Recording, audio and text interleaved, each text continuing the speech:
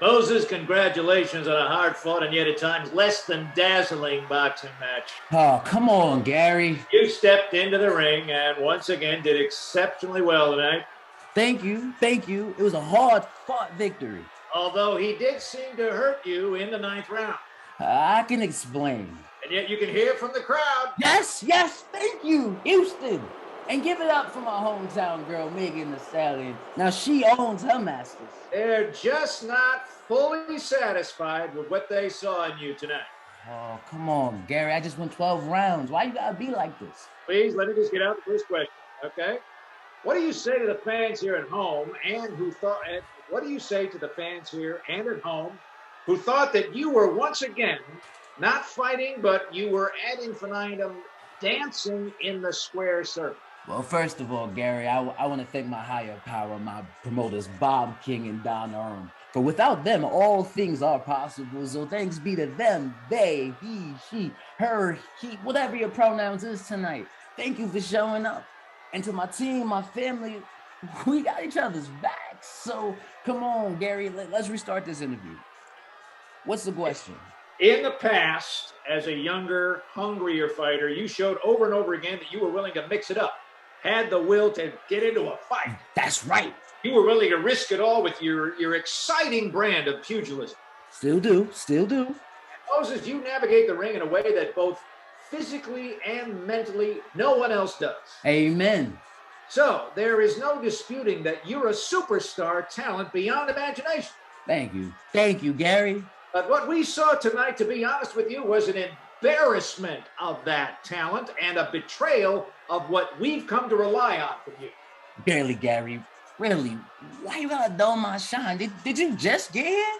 Moses, I've been here since the undercards, okay? Well, you wasn't here watching the fight. I was just in. Are you really going to call this a legitimate boxing match and try to pass it off as such? Or are you willing to give every single fan their money back? That's the question. Gary, I'm not going to let you do this to me. I'm not going to step into that trap. I'm not stepping into that trap.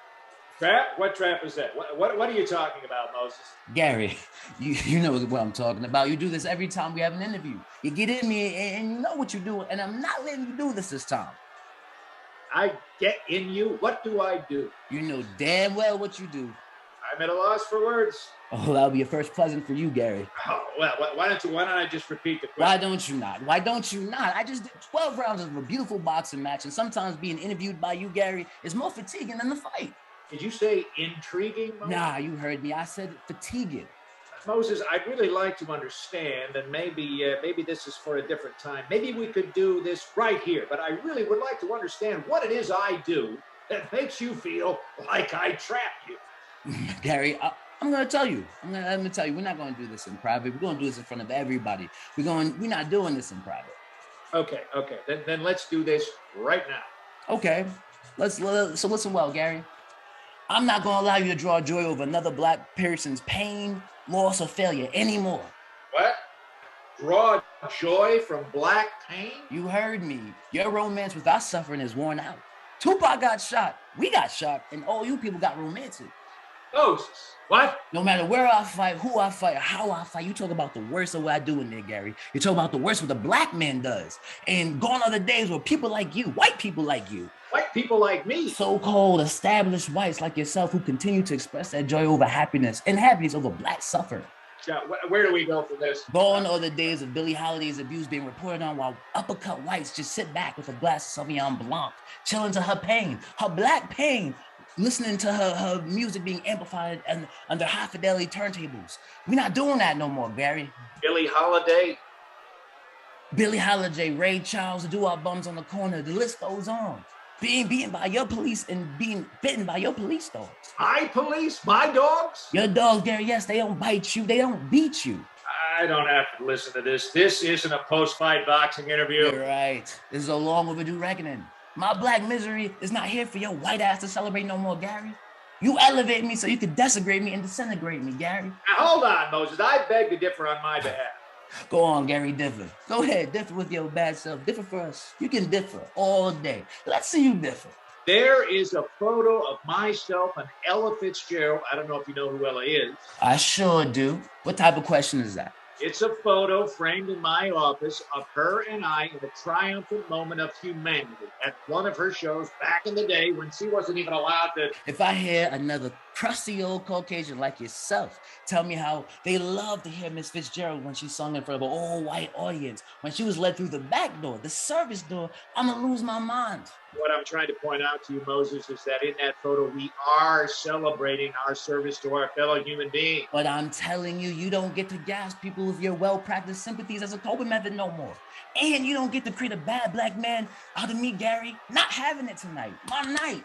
I've been in a fight game for years, Moses, before you were born. I know, Gary. I know you're ancient, Gary. You're ancient, and so is your mind thinking. I don't need to verify in front of you or anyone. No, you don't, Gary. You really don't. And the only reason I'm standing here is to school you. School me? I'm a grown man, Moses. Yes, Gary, you are. You are a grown man, and I want you to man up right now. Man up? Man up, Gary. Look at me. Look at me. Look at me, Gary. I know you listening, and I know you know where I'm coming from. Now, I want to know is, what do you understand as a man? Okay, you want to hear what I understand. Go on, Gary. Go on. Tell it. Preach. Well, I have been watching black fighters for decades, and there is a certain sweetness to seeing black fighters succeed when the odds are so stacked against them. And I do get excited and a sense of more happiness over that fighter's success because of all the tragedy black people have been through. I get excited. So we get a little personal, right, Gary? As personal as we can be in front of 70,000 people. So how do you feel about getting aroused like that, Gary? Aroused? Yes! You said that you get excited, turned on by black horror. You get emotionally aroused, and I'm telling you, that stops tonight. What stops, Moses? You being more compelled by black success than white success. Stop that, Gary. I'm telling you now, my people's torment ain't yours to marvel at. But I'm listening. Your people set up a system designed to destroy us every minute of the day. And you never have to face the minute to minute the way we do. Wait a minute. So I ain't letting you create another bad black man in the ring tonight, Gary. You ain't allowed to create more black obscenities for your own satisfaction. No more. Masturbating to our tribulations. Masturbating to our tribulation? Yes, Gary, to our entire existence. We ain't a fucking sideshow at a carnival. That ends tonight. Excuse my cursing. Okay, Moses, can I get a word in, please? It depends on what you guys say, Gary. But hey, it's your show, right? Go ahead. Get a word in. I want to repeat again publicly, Moses, that I do get a different feel, and this is my first time acknowledging that fact consciously. And that realization just happened here in the ring because of you. So I am compelled to thank you. Blessings. I do have a different feeling when I watch a black man fighting in the ring. That's a tragedy to me, Gary. I see the tragedy for what it is now. What do you see, Gary? What I see for me as a white person is that I do enjoy the catastrophic experience of being black. Yeah, truth, Gary, truth. It's not like I want to see black people hurt. However, when you are hurting, we do celebrate your pain with Grammys, with Oscars, with Olympic medals, with all kinds of awards. Yo, where my belts at? Where my belts at? All right, cool. Hold on to them. And when you do celebrate us, Gary, you ain't helping. Agreed, Moses. It keeps us from getting into the fight with you. The fight? The fight for equality and humanity, Moses. You spitting some serious truths now, Gary. Facts. We can't be spectators anymore. Yes, Gary. My man. I appreciate you more than you know. And I appreciate you too, Moses. It's always enlightening, albeit frustrating, to talk with you. So, why don't we get back to the fight? Let's do that, yes. The 9th round, if we can. Finish this interview where we started. All right, well, I'll tell you this, Gary. He caught me in the corner in the 9th round, and I did get hurt.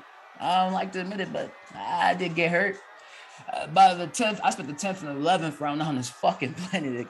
Excuse my cursing. I was holding on for dear life, but by the 12th round, I fully recovered. I felt refreshed like it was the first round. And that's why I kicked his ass in the last round to close the show. I was hoping the judges would catch that momentum in the end. That is a surprisingly honest and fair summation of those rounds. I appreciate your authenticity, Moses. We don't see eye to eye all the time, and I have to thank you for putting me out here like this on the spot. I feel revitalized, much like you, like it's round 1. I feel like I've had a come to Moses moment, and I'm fresh. And I look forward to showing you what I do going forward. Gary, only your actions will tell us that. I'm gonna leave you with this one quote, Gary. Oh boy, who from Megan Thee Stallion? Nah, it's from the Bible. You may know it. I'm not sure if you do. Well, it depends on which book you're quoting from, Moses. It's the old school book. It's about admiring and desiring. Exodus 20, verse 17.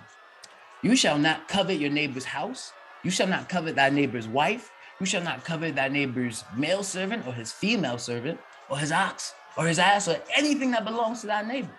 And you, Gary, shall not covet thy black neighbor's existence no more. Ain't got nothing to do for you no more. So, good night, Gary, and good night to all my fans. Praise be to Bob King and Don Earl. And Megan Thee Stallion. Now she owns her masters.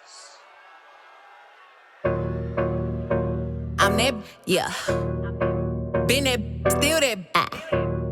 Will forever be that, forever be that. Yeah, I'm the hood Mona Lisa, break a nigga into pieces. Had to X some cheesy niggas out my circle like a pizza. I'm way too exclusive, I don't shop on Insta boutiques. All them little clothes only fit fake booties. Bad bill talking cash.